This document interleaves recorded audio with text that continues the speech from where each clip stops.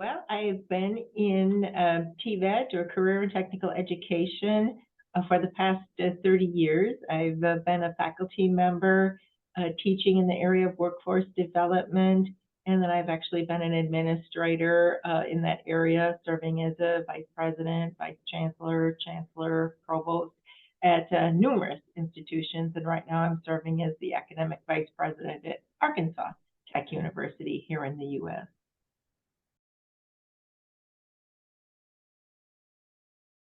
I joined Iveta actually several years ago, really wanting to learn about how career and technical education and training, wanting to learn best practices outside of the U.S., wanted to know if some of the trends that we've been seeing in the U.S., the skills shortage, micro-credentials, all of these things, were they prevalent in other countries as well?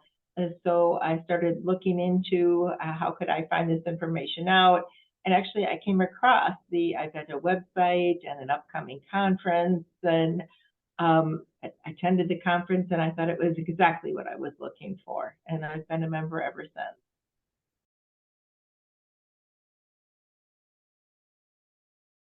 I think Iveta is unique because it does have that global perspective.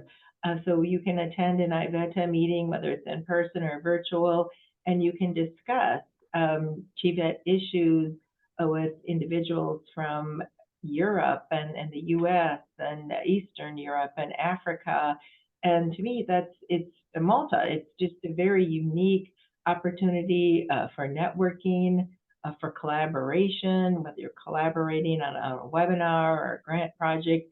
It was just a great way for me to expand my professional network and, again, make connections literally all around the globe. Well, I think the strength is, again, just the networking, the bringing people together in learning events, again, whether those are in-person learning events or whether those are virtual. I think the mentoring program is clearly a strength for people that want to have a mentor or serve as a mentor. I think the journal is a strength. It's cutting edge new research in TVET issues, and so people who want to publish in the journal or read current articles, those are all, I think, strengths. Opportunities, I think there's certainly opportunities for growth. I think it was hard for people to join professional organizations and become involved in professional organizations during the pandemic. But now, hopefully, the worst of the pandemic is behind us, and we can focus on building membership and even doing more learning activities.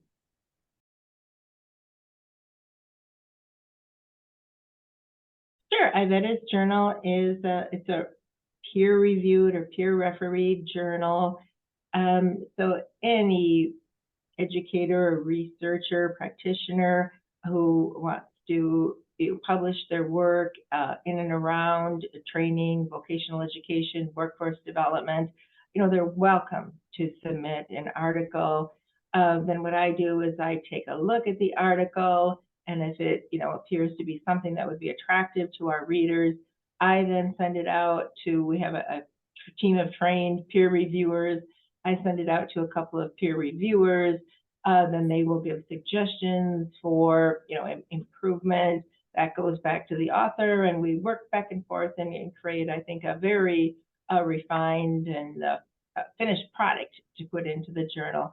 The goal is to have 2 issues of the journal each year. So we are in the process now of accepting submissions for our journal that we hope to put out this summer.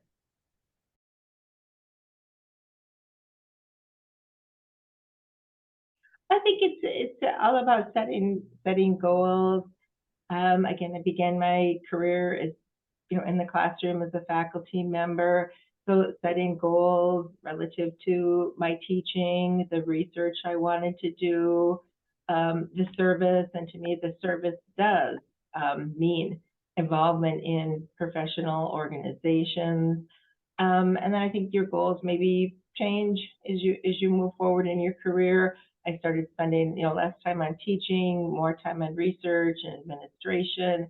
But I do think it's always important, no matter what stage of your career, to have that professional network. And that's what I really love about Iveta, is that I can reach out to any number of individuals who, to me, are our colleagues. They've become friends, and just again get inspired and get great advice and great ideas. So I think Iveta is very helpful no matter what stage of the career you're at.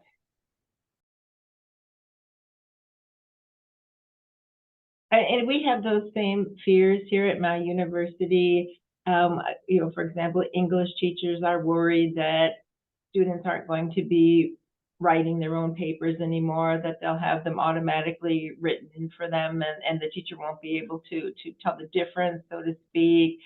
To me, I find it exciting. I don't think that artificial intelligence will be able to do everything we're doing. Hopefully, it will take over some of the things that we don't like to do. I'm very excited about the idea of driverless cars because I don't like to drive. So I think if we can make smart decisions about how to use it, and actually could free up some of the time we spend on tasks that we are rather routine or mundane, and then we can focus on the tasks that the computers can't do, so to speak, some of the higher level thinking skills.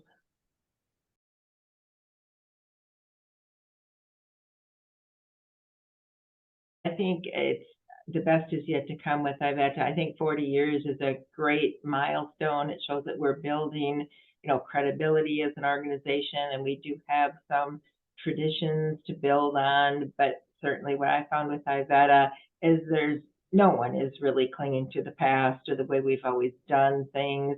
It's always embracing new technology, new ways of learning, new ways of working. How can we educate ourselves? How can we educate others? Always very cutting edge topics, and I do think that the best is yet to come.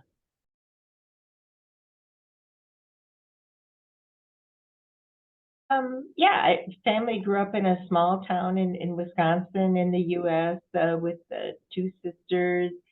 I think from an early age, both my sister and I, and my sister's a kindergarten teacher, so, and I'm an adult educator, but I think from an early age, we both knew that we wanted to be teachers. And we had our dad build us a little school in the backyard. So Oh, that was kind of a career path for both of us from a very early age. And yeah, somehow she gravitated toward young children, and I guess I kind of found my niche with adult education, working with, again, helping people um, with career education, career development, training and human resource development. So it's all been good.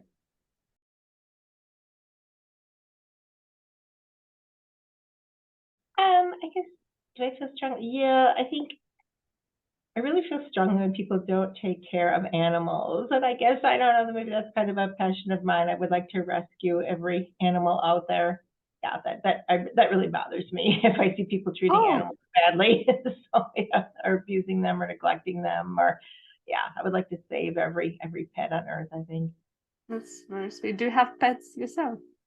We do. My husband and I, we have three cats. Oh, fantastic. I've got a cat as well.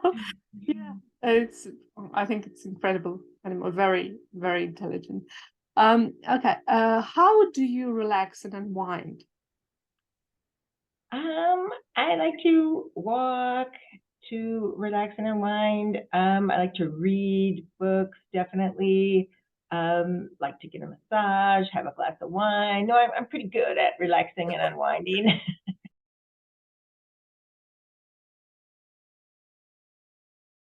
I just finished a book. It's actually a biography. It's called The House of Six. It was about a family that immigrated from Vietnam to the U.S., and the story, particularly of the daughter and how she adjusted to life in New York City. It was very inspiring.